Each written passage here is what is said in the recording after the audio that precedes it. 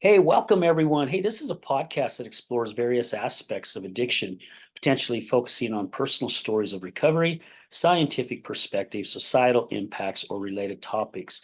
This podcast often features discussions with experts, individuals in recovery, therapists, and advocates to offer insights and support to those affected by addiction or seeking more information about it. Welcome to another episode of The Other Side of Addiction. I am your host, Al Richards, and today, with our lovely guest, we're going to be talking about the experience of recovery with Tami. Tami, thank you so much for taking time out of your afternoon to be with us today. I just really appreciate it. Thank you. I'm excited. I'm excited. Yeah, is this your first podcast that you've ever done? No, I actually did a podcast a few years ago. I think I was about 2 years sober. So yeah, and so a lot's changed since then. Well, a lot does change in our life in just a couple years, especially when we do get into that recovery journey and wanting to make a difference in our lives and go after so many things really that we lost due to our addiction. Yeah. And I love the topic of the experience of recovery, because what has your experience been like? So I have a very drawn out experience. I got sober when I was 25 the first time and stayed sober. And then after 7 years, I relapsed. And so I was in and out of treatment, in and out of jail, in and out of psych wards. And it was just this 15 years of like not really not really working a program and not really taking the fact that I was an alcoholic seriously. I didn't want to be like I was. I wanted to be different. I wanted to be normal. So, and I just kept getting in trouble. It just like it got worse and worse and worse. So that's my experience now. I'm sober. I'll have 7 years June 8th, and if, that's like a month away. So knock on wood, one day at a time. And it's been quite a ride this time, and it's been amazing. So So, what's so different about these past 7 years compared to the 7 years before? um, well, the first 7 years I was young. I had, um, I still wasn't like, I still wasn't in that belief that I was truly an alcoholic. And I kind of did a program halfway. I didn't do it all the way. I would pick and choose like, oh, I'll do that step, but I won't do that step. You know what I mean? And I'll get that sponsor because she's not going to be hard on me. I'll do this rather than, I ran my own program basically. And so I kind of was sober, but I kind of was, I was halfway in and not all the way. Yeah. So this time it's like I got super serious because I realized this was my life, and it wasn't going to change. I was who I was, and I better own it, and I better get serious about it. Do you feel like that's what's really helped you this past 7 years is by owning it? Because I know that's hard for all individuals, right? That not even those that are battling addiction. It's hard for us to admit our own faults. Yeah. We have to take accountability for our lives. So have you found that that's really helped you with what you just said, that you just finally said, man, I have to take accountability. I'm all in this time. Yeah. Yeah. Like, so really owning who, like, the experiences that I went through, like what I just said about like many treatments, many jail stays, many, that I wouldn't have shared, a few years ago. Um, but when I started this time, and my sponsor showed me that. She's like, she's so honest about her past, and it was like, well, gosh, no one's judging her, and it's, it's kind of, it is what it is. And so that just showed me, that it's not a bad thing. It's it can help people, and that's I was scared that my college friends and my high school friends would just think, the worst of me. And really, I didn't know that there are so many people like me that are in from my college days or from my high school days. So, and I'm learning that a lot now. And it's nice. I like owning who I am and what I've done and been through. Yeah. Well, and once we do that, no one can dangle that carrot over us ever again, because we've already said it. We've thrown out all the trash, and Yeah. no one can grab it and go, "Oh, guess what? Did you know so and so's this?" Yeah, I did because she said it. Yeah. And now it's like how we do, or how I've been around people who do. It's kind of like you take the seriousness out of it, and you kind of laugh about some things are pretty darn funny, and I'll be telling somebody the story, and I'll be kind of laughing, and either they're like, "Oh," or they're like, "That's hilarious," so just depends. But I love it. And I love to make people crack up, like, sharing my little ditties, and sometimes I shock people. I was working as a companion in Houston, and my companion friend, we would go do things, and on our own without our client. And I would tell her things, and she'd go, "You know what? Like, some of the stuff that comes out of your mouth is like so hard to believe that you've actually done that." So, yeah, it was like shocking. And I think that's that way for a lot of people, because it's like me meeting you for the first time, and I see this beautiful woman in front of me who's vibrant and has this great personality and enjoys life. And if I just met you at a restaurant or on the street somewhere and we just got talking, I would have no clue what your life was like in the past. And there's so many people that are not talking about it, which I think is one of our biggest mistakes, because it does need to be spoken about. When my ex was in the depth of her addiction, I kept it from family and friends. Hell, I kept my own addiction away from family and friends as well. I mean, my wife, the 3 years I dated her, she didn't even know I was snorting cocaine every weekend. She had no clue. She knew I was drinking because she was drinking with me. She had Mhm. no clue on the other stuff. And when I finally started opening up and talking about the addiction and that, with all the years I've networked and I met so many people, they started coming up to me going, "Hey, could we talk in private for a minute?" And I'd be, "Yeah, sure." And would go off into the corner into another room. And they're like, you probably don't know this, but I used to be a heroin addict." I mean, what? I've known you for 11 years. I had no clue. Yeah. It's almost like it gave them permission to go, Yeah. "You know what? I can open up." Because again, what you just said here a little bit ago is, we're not wanting to share the whole thing because we don't want to be judged. We don't want to be shamed. We already judging ourselves, and we're already shaming ourselves for the life that we lived in the past. We don't need everybody else's trash being thrown on us too. Right. Yeah. Yeah. And yeah, once I did get honest, it was freeing, and it just made doing my recovery so much easier,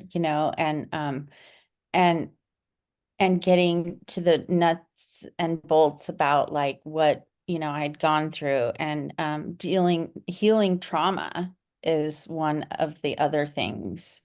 Is Trauma can be your worst enemy in recovery if you don't heal it.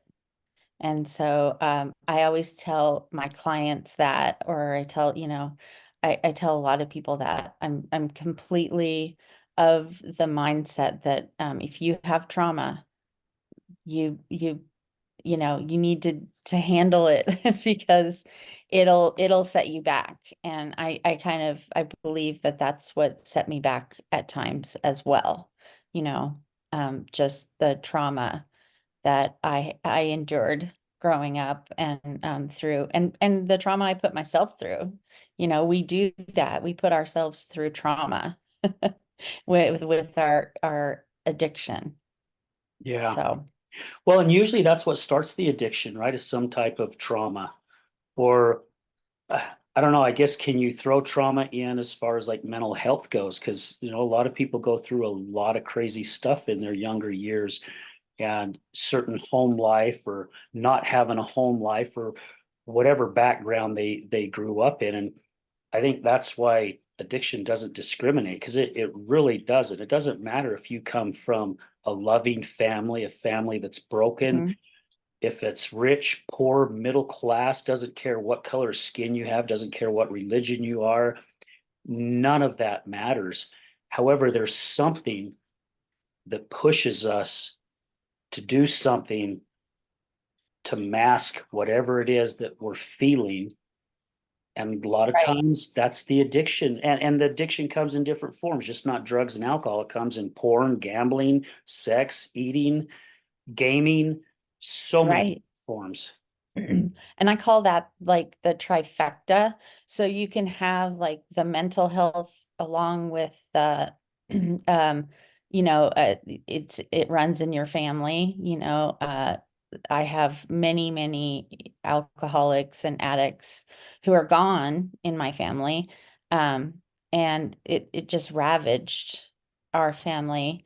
And then I have a mental, health. I was diagnosed with bipolar in 2000, and I was like, oh my God, that makes everything makes sense now, and then the trauma. So it can be all of that. It can be a couple things, whatever the case may be. But yes, we do mask whatever we have going on with the drugs and alcohol, or with um, the the mental health, the psychosomatic pain, you know, um, anything can, we can do to get out of our body that we don't have to deal with certain things. Yeah. And have you found working with individuals that they don't even realize the trauma that's inside of them? I mean, they know something has happened, and until you really start getting in deep, where they go, "Oh my gosh, that's probably it." Because you mentioned how you've got to get through that trauma first to start your recovery, right? Because again, if you don't if you don't heal what hurt you, you'll bleed all over those that didn't cut, Right. that didn't cut you, and it's mostly yourself, because you're going to continue to bleed all over yourself. Because I'm a firm, I don't like to use the word believer. My version of it is it's that brain first approach. We have to figure out what's going on inside here to help bring that stuff to surface, so then we can actually start working on everything else. Right.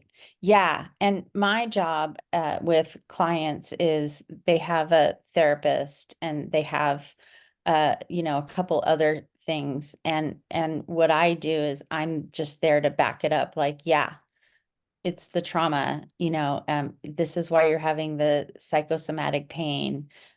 Yeah, what they said is real. It is true, like um I always like to, refer to the book The Body Keeps Score. Um, and most of the people I know that haven't dealt with their trauma, or, their addiction or whatever, they just come unglued, and or they go into a deep depression and they don't want to get out of bed. One of my clients, she didn't get out of bed for so long during COVID that her Rolex stopped. ticking. Oh, I'm wow. like, that's pretty serious. Yeah. So it's crazy what our bodies put us through and what we put our bodies through within our addictions. Yeah.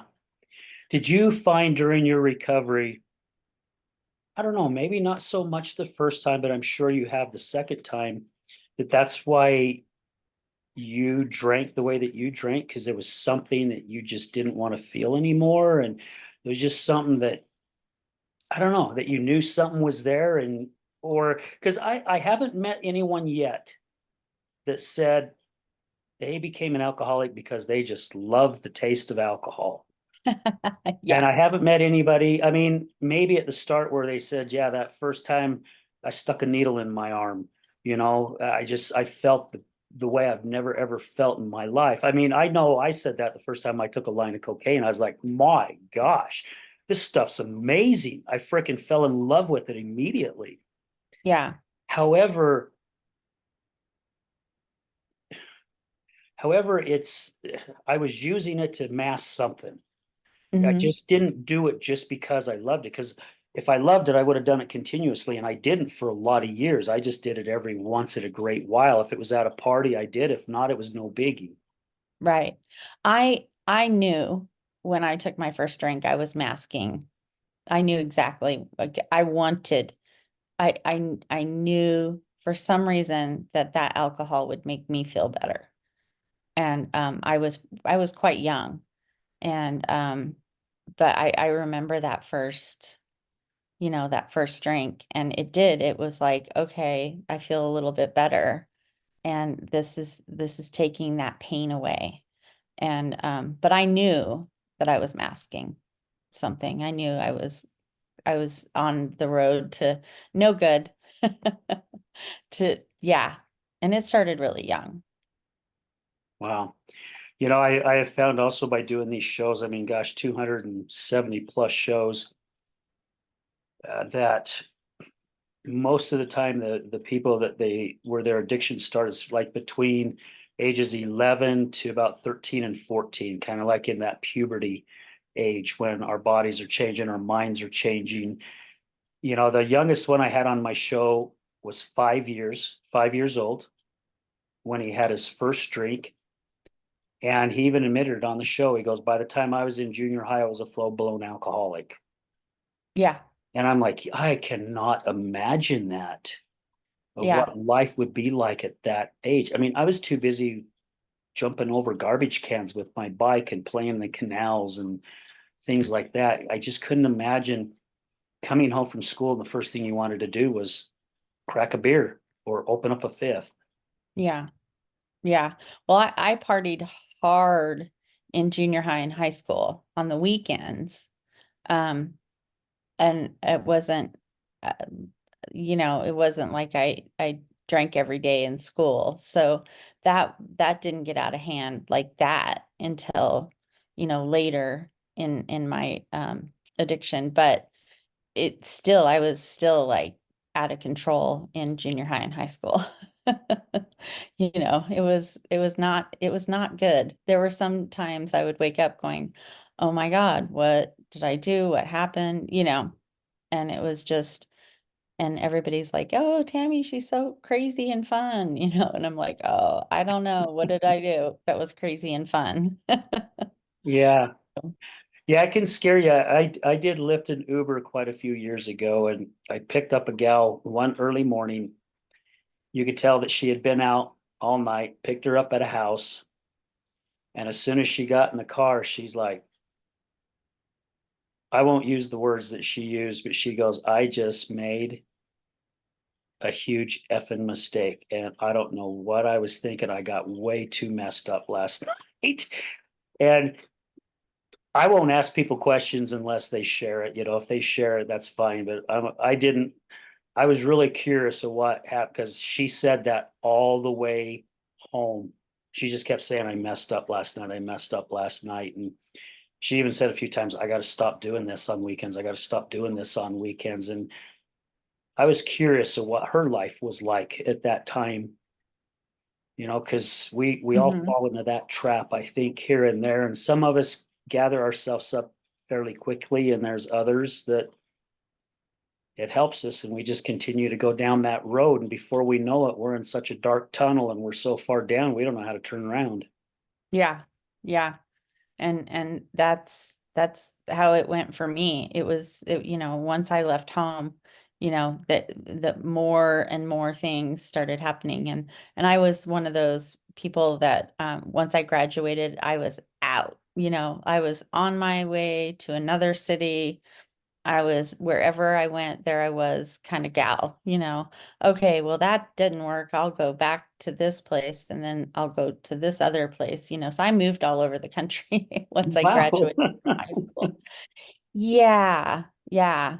So, it's it's that when you're in that deep, when friends are telling you, oh, you have a problem, and they're your college friends, you're like, okay, well, now after graduation, now I'm moving down to San Diego. So peace out. And then it happened down there, what?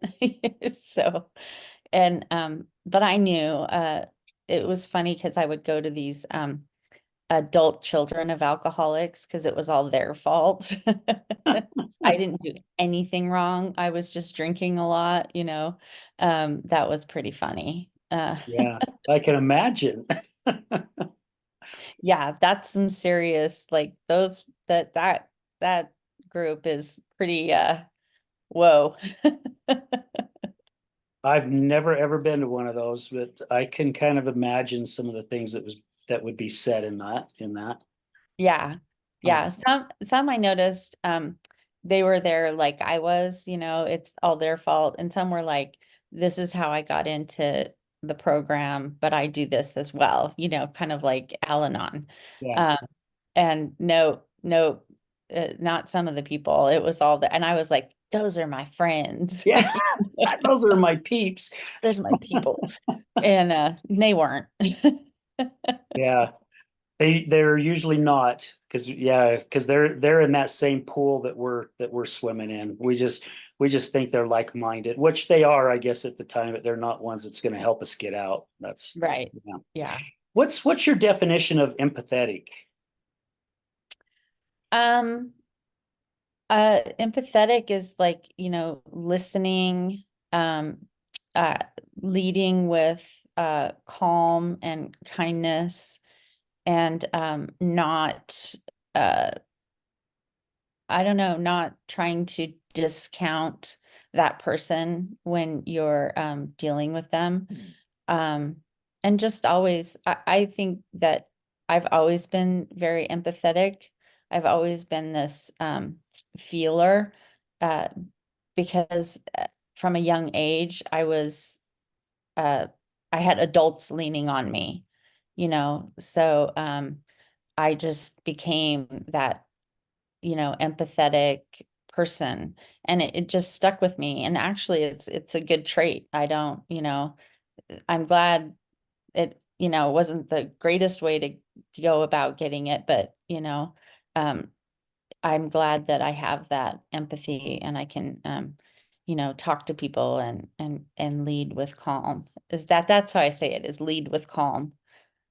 I So love that. I love that definition of it, lead with calm, because that's something that I'm really working on, at least for myself. I've just got done doing some training and things like that, and I learned a lot in that training, and having empathy was actually one whole class. That's mhm, that's all we spoke about. And it really got me thinking on how many times in the depth of my ex-wife's addiction, how I did not have that. And I could have possibly made things a little easier on both of us if I had more of that. Not realizing what she was going through. I was only caring about my feelings, what she was putting me through, and not paying attention yeah. to why Yeah. she was doing what she was doing.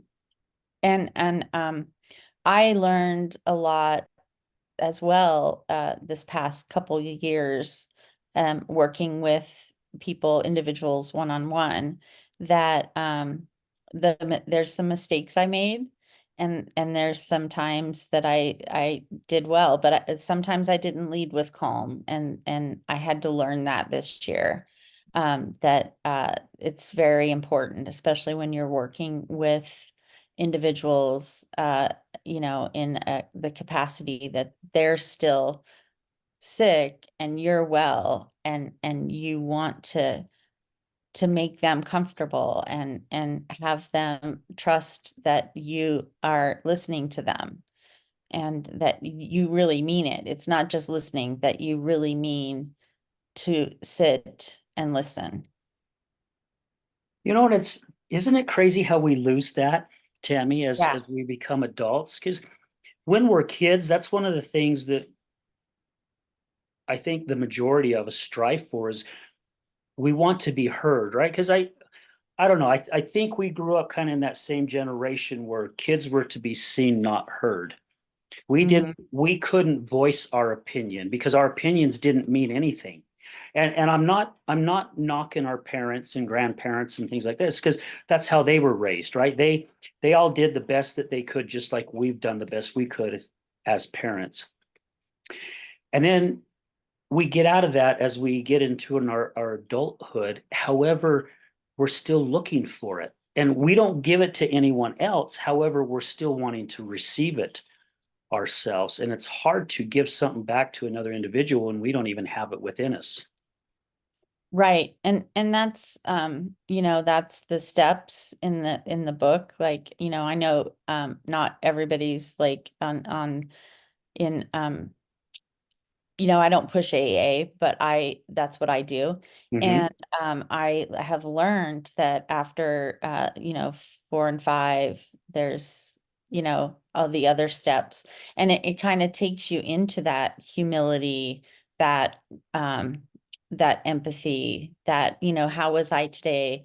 Was I kind? Was I good? Did I listen? Things like that. And I really try. Sometimes I don't always do my best, because I'll see that person and I want to just tell them, like, I haven't seen you for so long, and I'm doing this and I'm doing that and I'm so excited. And then I'm talking about myself, and then I leave and I'm like, oh, what an ass. But Yeah. I didn't say anything or ask them anything about them, and so I really try, when I'm with somebody, to concentrate on being very even with that. Or even sometimes I don't get to say what I've done, and all that. And that's fine. It's like, okay, I'll listen, So yeah, those are the times that you're like, oh, I could have been more empathetic, or, oh, I could have been more kind, or I should have listened more to that person. And how would that feel? How would I feel walking away going, God, all they did was, talk about themselves. Yeah. So yeah.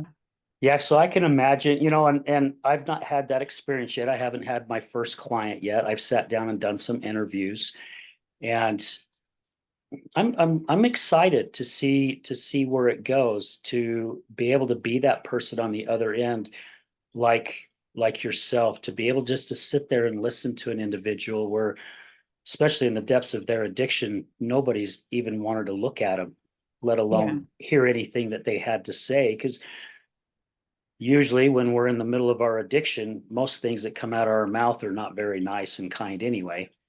Right. Yeah. Yeah. Well, yeah, and you can be in that situation with that person, and sometimes they're not going to be kind to you.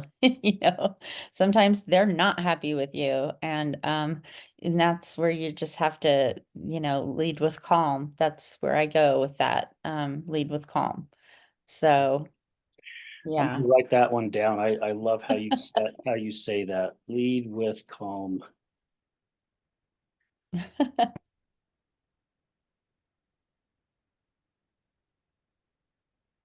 So has it been, gosh, I think we've already went there. I was gonna say, have have we gone where overcoming experiences and adversity, is it something that you found was a very difficult road for you, or something that just kind of resonated with you and you jumped on the train pretty quick, even though we have to retrain our brain, right? We get a certain way in our life, and we don't even have to be dealing with an addiction. We get so comfortable with the way certain things are, and change is difficult for many of us. Right. Um, I think I put that experience with adversity because addiction doesn't, like you said in the beginning, it doesn't matter if you're blue, green, it just covers everybody. And there were some times when I was doing my treatment uh rounds and I went from the highest paying treatment center to, oh, Haight-Ashbury free clinic, because I need treatment and I don't know how to pay for it, and so it was free. But I found myself in a totally different world. And it was like, whoa, like you better learn about the methadone clinic in downtown San Francisco like really fast. And you better to learn how to, like, it was like I was in shock. And but in the end, I'm grateful for that opportunity because it rounded me, it changed, it shaped me. And being in jail, I was in with people like me and people not like me, and so it was kind of like, oh, okay, this is how you deal with your adversity, with the way you grew up, or with the way you are, or who you are. I would get put in a cell with somebody who was very aggressive, and I wasn't. I was very kind, and but after a few times, or a few rounds of that, I kind of toughened up. But it's that helped me, that shaped me into what I know today, and how I deal with people, because I know that we're all the same.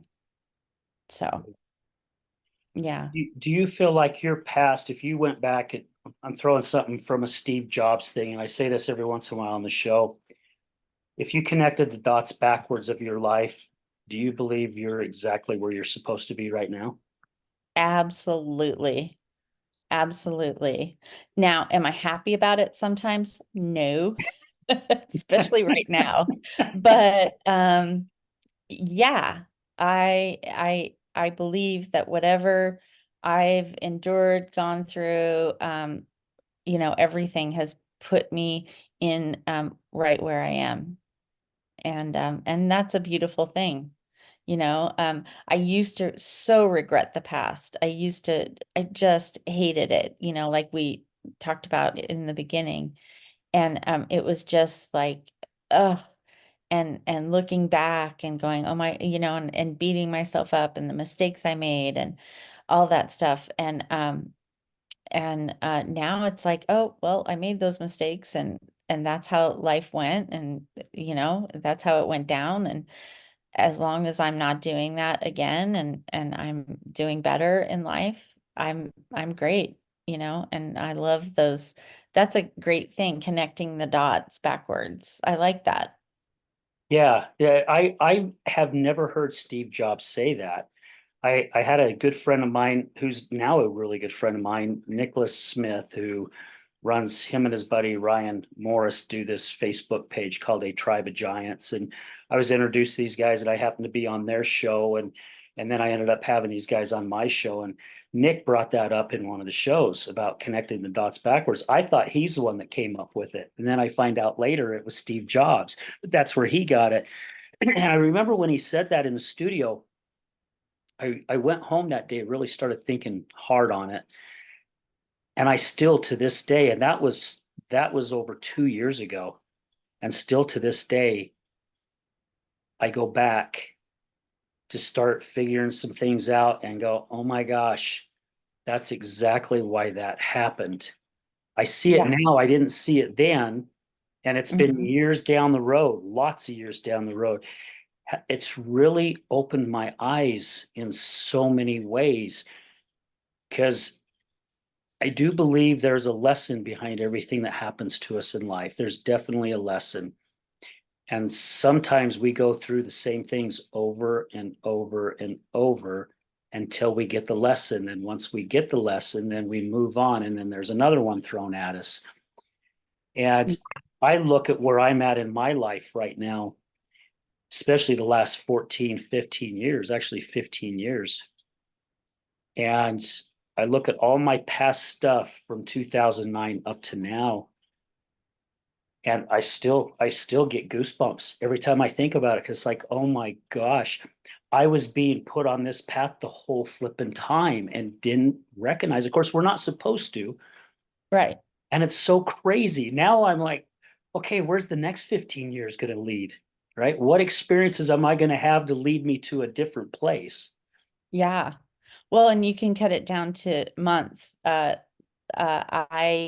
have had a few hard months this past 7 months.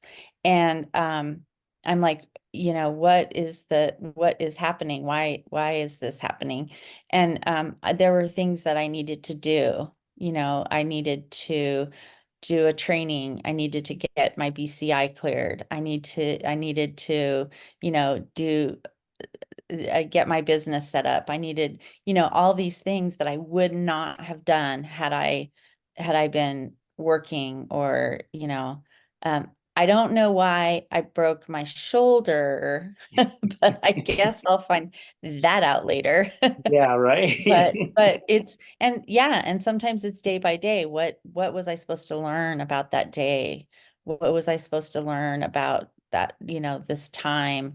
And and yeah, and it's like what does my sponsor say? Like God walks with you and he knows before you know what is happening. And it's like, well, dang, I Yeah. really want to know. I really want Can to you know give what me a heads up at I least? know. Right? Can you like please?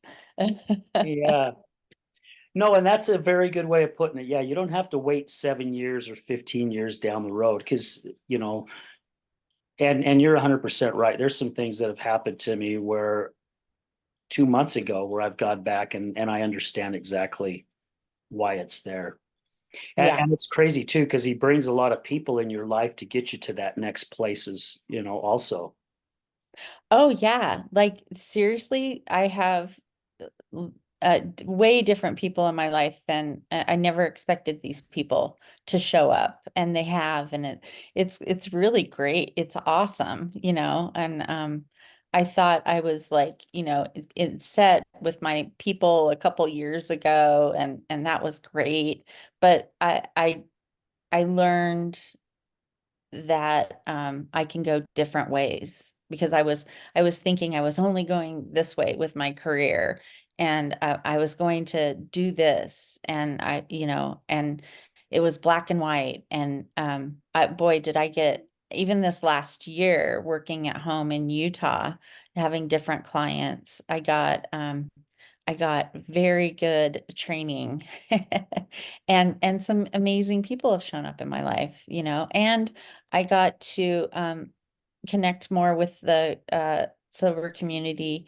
here, with the girls that I absolutely love from my meetings and stuff, because I wasn't seeing them all the time. Sometimes I don't get to see them. And so it's been nice. Yeah. Well, yeah, it's crazy where our journey takes us and the people that God places in front of us. Because now my memory can get confused and scrambled quite a bit. Now you and I met, did we not meet at the Hope for Soap? Soap to Hope, Soap to Hope. Gala. Yeah, see, I get that one backwards too. Soap to Hope, and I know January. Yeah, because we sat at the same table. You actually sat right Mhm. next to me, and that's where we kind of started our conversation. And I'm blessed to have you in my life, right? We haven't had a chance to talk a lot. However, we do reach out on social media and we get to know a little bit what's going on with one another. And I always like to go, okay, well, I wonder where we're going to connect and something amazing is going to happen down the line. Because Yeah, I look at that way with almost everyone that comes into my life anymore. It's like, where is this person taking me? Or right. where am I taking them? I don't know. Yeah. And the funny thing is this year too, being here in Utah, I was like, okay, I'm just gonna rip the Band-Aid off. I'm gonna go to these things. I don't care if I go by myself. I'm gonna get out. I'm gonna, meet the community. I'm going to, just put myself out there. And it's been interesting. And like I met you and I've met a few other amazing people. And so it's been fun, like, okay, I'm gonna get a gala dress on and get in my car and the middle of a snowstorm and go downtown, like woo. Yeah. Yeah, it was snowing that night. It was a beautiful night though. It was a really beautiful night with all the Christmas lights up and Yeah. down there at the Gallivan Center. Yeah, and lots of amazing individuals Oh, at that that room place. was filled with like yeah, these amazing. Yeah. Yeah, It was nice. It was fun. yeah, absolutely. Where, what got you, and I hope we didn't touch base on it. I don't think we did. What got you to go in the direction that you're going? Is it just because you just felt so healing? You just knew this was the direction that you needed to go into to help other individuals that struggled? Um, it it it happened so fast. So it's kind of a chain of events. I was working at Walgreens and I wanted to move into my own apartment, but I wasn't making enough money. And so I quit and started my own cleaning business. And I was like, cleaning and I was, cleaning Airbnbs. It was like, and I made a lot of money. And then I started cleaning for Gary Fisher's wife. I cleaned Gary Fisher's house. He's he was the director of Cirque. And so she was so cute when she found out I was sober. She's like, "Oh my gosh." So anyway, she he said, "Oh, we need people." She texted me, "Do you want to work at Cirque?" And I said, "Oh, yeah." I mean, I never thought, my sponsor is you know, she works in the recovery community and I just always thought I would be going a whole different way.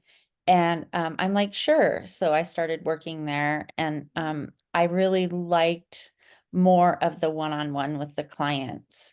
And then I met a couple people that do the companion work and nobody told me where to go or what to do. I've been like, I'm gonna do that, and I went home and I like started like looking on the internet, found like these two companies, sent my resume in or sent, filled out the application online or whatever, and set my world up to do this. And it was funny because I waited like a couple months and I didn't get a call. And I was like, oh my gosh, and then I got lucky. I worked a lot my first year. And then last year I was home here and I worked for I had like three or four clients here. It was nice because I was at home. And the year before I stayed in Houston most of the year. Um, besides 3 months out of that year. But I I I found in that first year, seeing the clients and seeing the lights come on and seeing them glow and just like all this, it's a beautiful thing. And it's beautiful to watch them go from like barely walking to running around, let's go play tennis, kind of thing. And so that's where that all how that all progressed and how that all happened. So sorry to make it so long, but yeah, I never ever in a million years thought I would be where I am today. So it's kind of funny. It is, and I'm glad. Don't be sorry, because I'm glad that you shared that whole experience. Because I have found that it's like that for quite a few individuals, and it's really been that way for me as well. That it's almost that same journey. I mean, the reason why I started this podcast is because of my ex's addiction. Right, that was the whole purpose of me starting it, and it wasn't until a year into it where I actually started sharing about my weekend cocaine and alcohol use. Hmm. And to get involved with the recovery community like I have has really been such a huge blessing. And Yeah. if you would have asked me 4 years ago if this was the direction I'd be going, I'd tell you you've got your head up your rear end pretty far. There's no way in hell that I'd be even thinking about that. And I'm so grateful. And now here I am, just got certified to be a crisis and recovery coach, and it's been that journey, right? I had to go through so many years of a journey of a forest or whatever I went through to get to that point. And then because I had people ask me before, why don't you be a coach? I'm like, I'm not interested. I don't want to be a coach. All I want to do is public speak and I want to do my podcast. That's all I Yeah. want to do. And I was good with that. And I was dead serious when I told him that. And I started getting offers about coaching. It's like, no, it just wasn't a fit. It just was not a fit for me. I didn't feel it inside here like I did with the public speaking and the doing the show. And then one day I interview a couple out of Canada, and we end up just becoming amazing friends. And I loved their whole concept, and they threw it out there to me. And I'm going, lately a lot of people have been hitting me up on it. I think my path is starting to change. And everything, literally without me even working on anything, I went that direction. It just happened so quick. Kind of Yeah. like what you said, it was just like in a blink of an eye. Next thing I know, I'm signed up for this training. And I'm just going, what the hell just happened here? It was like a blink of an eye. And now here I am going in a different direction. Yeah.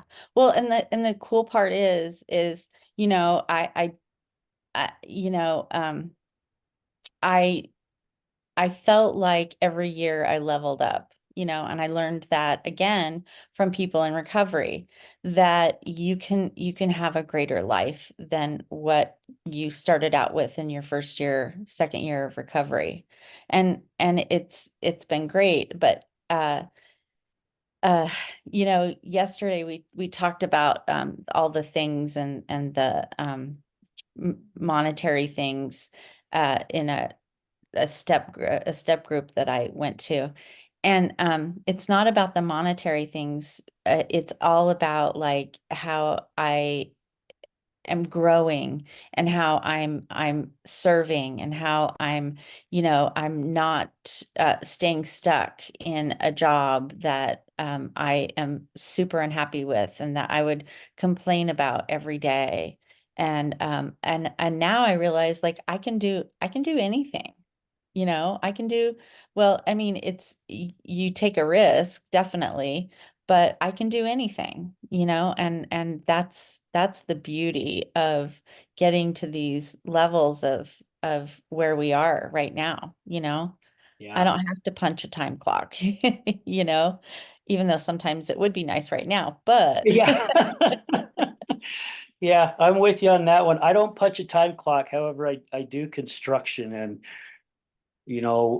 we get to a certain age in our life where it's not the hard work, it's yeah, just what it's doing to our body. And even though I do my best to stay physically fit, and man, especially this week we happened to be on a job, and all I could do was tell myself, just be grateful.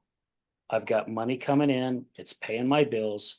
Smile, be happy, because I know this is not where my journey is going to end. I know I'm going to be doing exactly what I want to do. and it's coming fast. It seriously is coming the quickest it's ever came. It's taken me 3 years to get to this point, which seems like I was just still dragging a ball and chain. And it's like, when Mhm. is this ever going to end? To where now the ball's off and the links are getting shorter and shorter and shorter, and it's exciting to see where things go. And I'm excited to what, even like what you said just a bit ago, to see someone finally take those training wheels off or start walking Mhm. and seeing their life in a whole different way that they've not ever probably seen it their whole life has got to be so amazing and so rewarding. And I'm also excited to see where it's going to take my life as far as helping me, because like with you, Tammy, so many of my guests, they all teach me something. I get to grow Yeah. by just being on the other end of this show.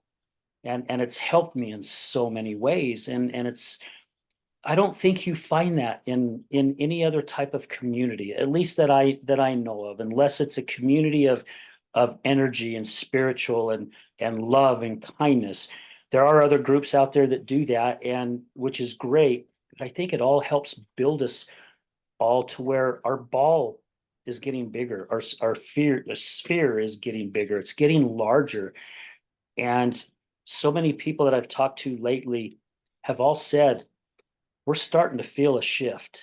We're starting to feel Yeah. change. And I think it's because people who have been in the darkest of dark Yeah. and not lived a very happy, fulfilling life, and have Mhm. been able to find their ways out of it. I think God's calling all these people up to start making that change. And it's happening. It's literally happening. Yeah. So I've been working, helping out at, it's a private detox, and it's been awesome because, watching these people come in and completely, like I said, they can't walk, and then see them, bounce out the door on their way to treatment. And that's another thing that's been beautiful. I've really been enjoying, working there. And, it's a beautiful, thing to see. And I was going to say something else and I totally forgot what it was. Oh, I know. My sponsor said we are becoming, givers, not takers, and I love that when she said it. She was saying it about somebody else, but she said, "Oh yeah, she became a giver, not a taker." And it's like, "Oh, I like that. That's what we're all doing, working in recovery, or even sponsoring, or even being in the program, or even, doing what we do. It's all we're being givers, not takers." Yeah. Yeah. Amen. I would have to agree with that 100%. And you will find that in this whole community. I mean, Yeah. I've never been around so many givers in my Yeah. life ever. And I've been around some good people, but Yeah. however, not like this. Well, I've been around a lot of sober communities in different cities and states. And, Salt Lake is amazing. They have amazing recovery. And you hear of people, "Oh, I came for treatment, now I live here," Yeah. like they don't go. Like, "Oh, Yeah. okay." My one of my sponsees, does she yeah, she's not from here, but she's stayed. And, it's kind of cute. It's kind of fun to see when people do that. Yeah. So, Yeah. Someone told me a few months ago that Utah has the most recovery centers per capita. Now, I haven't researched that. So do you know if that is the fact? um, I don't know about the fact of that, but I Okay. do know that there are many, many recovery centers here. And every time I turn around, I'm like, what? I didn't know about that one. I just learned about one, the other day because one of the clients at the detox is going there. I'm like, I didn't even know about that one, you know? Yeah. So yeah, it's cool. And they're different. They're all different. They lead with a whole different concept and which is cool because we have a client that left last week to a center, and he's like, oh, I don't know if this is my cup of tea. And so he's been recommended to this other one. And so we think he's going to fit more there, you know? And so it's kind of cool to see that, that, it's, you get a different, when I was doing my rehab stints, there weren't, I mean, they were all pretty much the same. And that's when they were doing like, only 30 days and not dealing with trauma. And, it was all this other stuff. But now it's like, oh, stay 42 days. I stayed 40 some days in treatment and then went into sober living for 6 months. And that was crazy, but that's what I did. And that, I think that saved me, that helped me get a ground, hit the ground running, when finally they were like, okay, Tami, you need to leave sober living, go find a place to live, Yeah.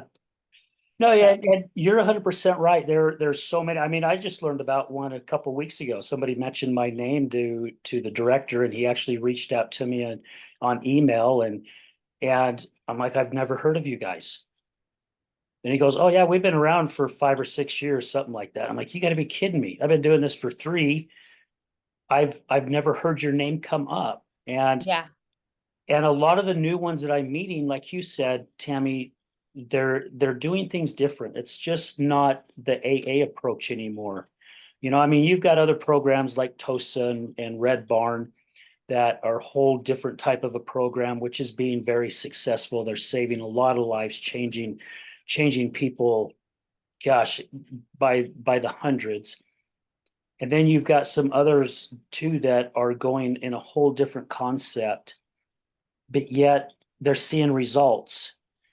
And right, and I love that we do have such a plethora of resources out there. That was one of the reasons why I started the ARC networking, the Addiction Resilience Collective, because there's so many other tools out there that can help people in their recovery yeah, that we don't know about. And if we could bring all these people together in one location to where we can all help each other, right, with our name out there, because like you said, a client just says this isn't a fit for me. However, they're going to go somewhere else. And I think it's great because there's going to be someone at another facility that may send someone to you. right, You're a fit. But if we don't know about one another, how are we supposed to help right. more Yeah. people? Yeah. No, that's amazing. I love your arc um philosophy and that you're doing that. That's amazing. I like that. Yeah, we got a good team together. I've got some outgoing, beautiful young ladies who are just they want to do the same thing. They just want to make a difference. My buddy Charles, who does all the physical fit stuff. He's lived on the streets and shot heroin for many, many years, and now he's out there changing lives. And it's so cool to see all of us get together and want to make a change. And I was so blessed because when I went to each one of these individuals and said, would you like to be a part of this? They didn't even ho hum. They didn't say, let me think about it. There was an instant yes. Yeah, I that's mean, amazing. that quick. Yeah, that's amazing. Yeah. So, Tammy, what could you share? Tell you what, I'll throw out this question to you as we're coming to the end of the show. What does the other side of addiction mean to you?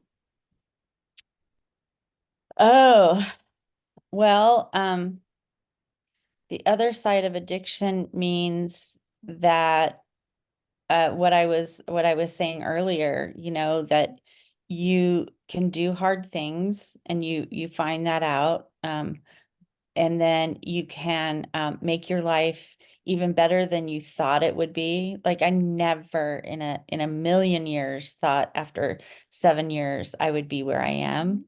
Um, and you can just every year is a whole different journey in sobriety, and I've been going through this tough time, and I tell people I wouldn't have a drink for any of it because it would make it all worse, and I wouldn't find out what's at the end of this journey, and I love it. I love that you know, addiction is part of my life, but I love that I it doesn't it it's just so much better, That's how I want to describe it. It's just life is so much better. It's better than, and everybody says that. It's like I never thought I would have this life. Like you imagine getting sober and you're like, okay, I want this. And then you're like, every year you're like, oh, that's cool. I want that, and then every year it's like, oh, whatever the case may be, it's like every year is amazing. Leveling up, we level up. However that looks, let's level up. Yeah. Amen. Very, very well put. If someone is interested in chatting with you, maybe working with you, how could they find you? Oh, okay. So I have my website and it's called glowwithsoul.org, and it's all together, Glow with Soul. Um I coined that about, I don't know, like 4 years ago. And when it came time to name my business, I just was like, oh, no, I didn't even have to think about it. It's like it's Glow with Soul Coaching. That's where I am. And I love it. It's fun. And so yeah, you can go to my website, you can get a hold of me there or through you. Yeah, yeah, they However can the reach case out to may me and be. I can connect them. Yeah. Yeah, yeah. So Glow with Soul, is that with the one W, GLOWITHSOUL.org? No, it's the two words that Okay, I ran the words together. okay, Um on my website, the name of my company is Glow with Soul. So okay, it's different. Yeah. okay. Because I want to make sure I get that down at the caption. So, if Okay. people are interested, they can learn more about you. Great. Yeah. Yeah, Thank you. I absolutely. I'm excited that I did this, and I got a hold of you. That was one of our conversations that we had, and I was like, well, maybe, and finally, like a couple weeks ago, I'm like, heck yeah, I'll get a hold of him. I'll do that. Well, So, thank you for doing that. I appreciate it. I don't ever really want to push anyone. It's when their time is ready, their time is ready. I had a beautiful young lady on the show not too long ago that I spoke to over 2 years ago. oh wow. And she's like, nope, nope. Yeah, at first she said yeah, and then as it got closer, she goes, no, I'm not doing it. And then Oh, just out of the blue, all of a sudden she reached out to me. Well, no, I ran into her. I ran into her while I was in St. George. I happened to run into her and I'm like, I know you. We spoke. And she goes, are you still doing your show? And I said, I am. She goes, I'm ready. Send me some dates. I'm ready to do this. And she was. And so we all take our, I guess we all have to go through our journey, and when it's time, it's time. And if it's not, right, it's not. So I don't ever really try to push anyone. I knew that if you wanted to come on, then if it was meant to happen, it would happen. right. Yeah, yeah. And it wasn't meant to happen when I had, a few months ago, but I felt like I needed to just like, okay, here we go. Another thing called, let's rip the Band-Aid off. Let's get out, let's get out of our comfort zone. Let's get out there. So, Well, and I'm yeah. so grateful you did. It was a wonderful show. You shared some great information, and thank you for being so vulnerable and opening up and sharing a part of your life that was a dark spot for you, you know, and again, that's just in the past now. It's not who you are today. So thank you so much for doing that. Yeah, and thank you for having the show. It's awesome. So, Mhm. yeah, thank you. Absolutely. Thank you. Well, again, thank you to all our listeners, all our guests, our past guests. You know, guys, none of this would be possible if it wasn't for you. I say this at the end of every show, and it's true. You guys are the ones that's making this show a success. I'm so blessed to have, gosh, this is the 273rd episode. I'm still in shock that this thing is still going. And again, it's because of you guys. So thank you so much. And I'm going to give myself a little plug. If you know anyone that's battling with a crisis or has an issue and just starting in recovery, please reach out to me.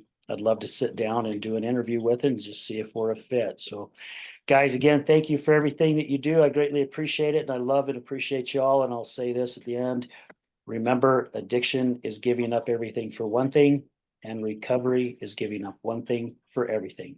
We're out.